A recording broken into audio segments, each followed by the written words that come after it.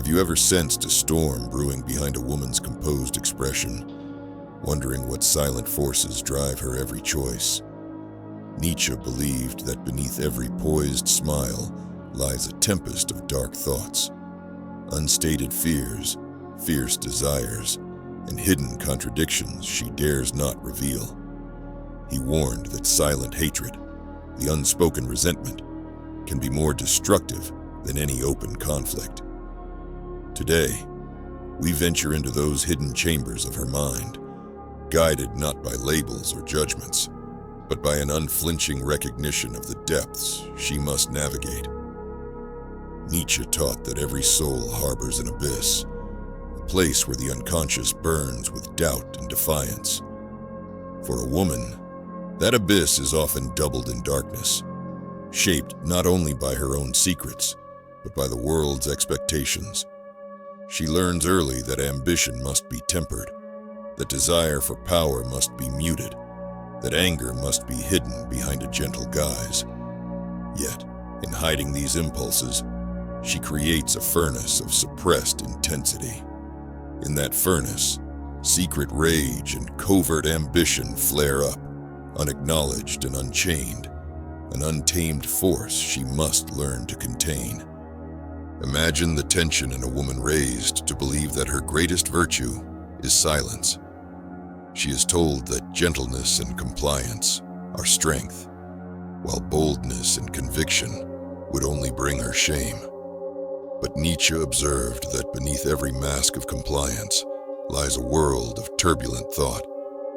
This hidden realm grows louder every time she holds back her opinions, every time she sacrifices her own dreams on the altar of duty.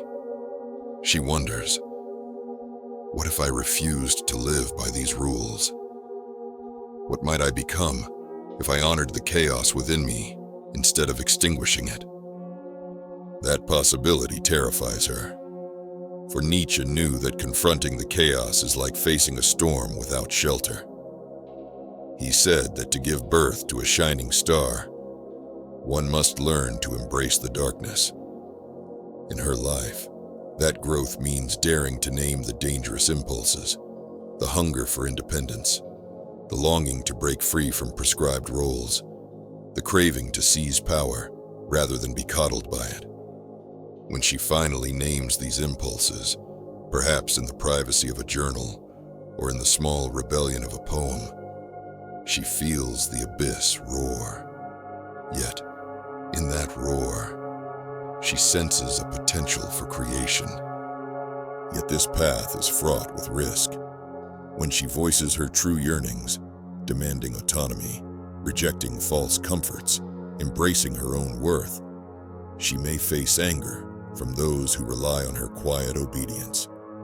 Nietzsche pointed out that most people prefer comforting delusions to painful truths. For her, speaking the truth can feel like hurling a stone into a still pond. The ripples unsettle everyone around her, and she may be branded disruptive or selfish.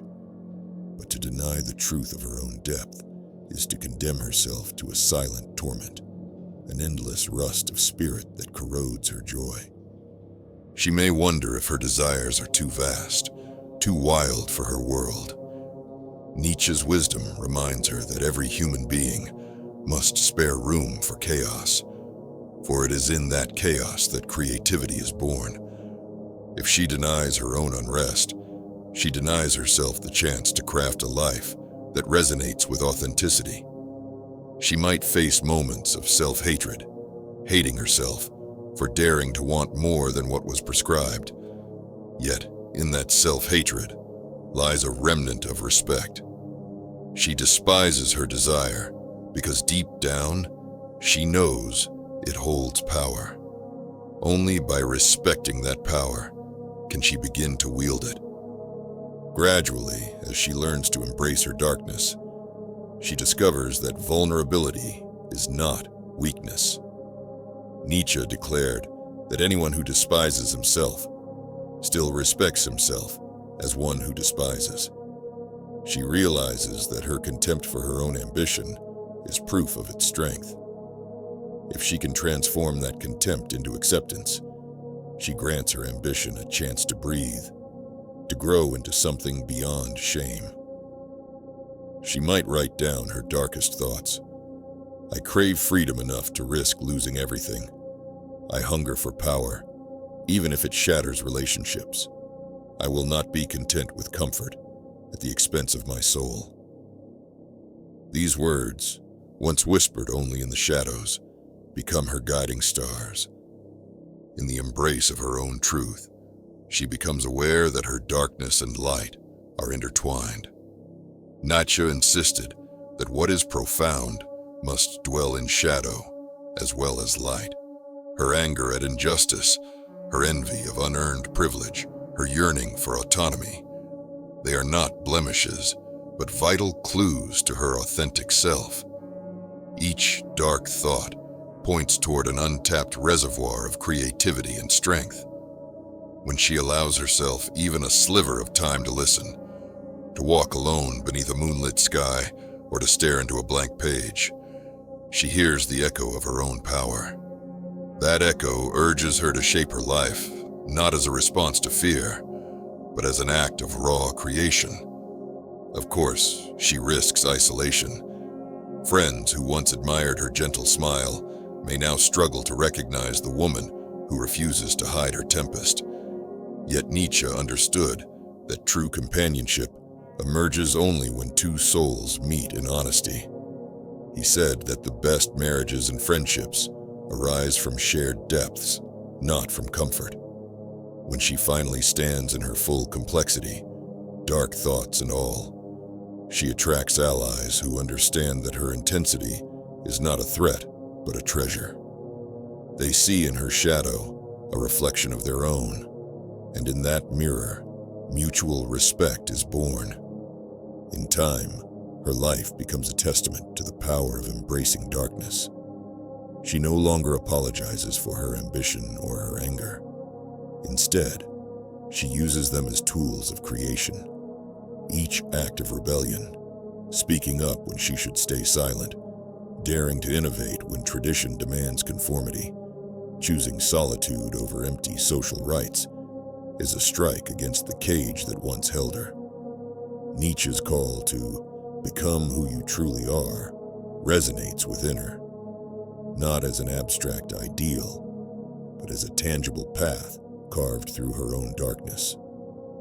When she looks back, she sees that the hidden storms in her mind were not curses, but catalysts.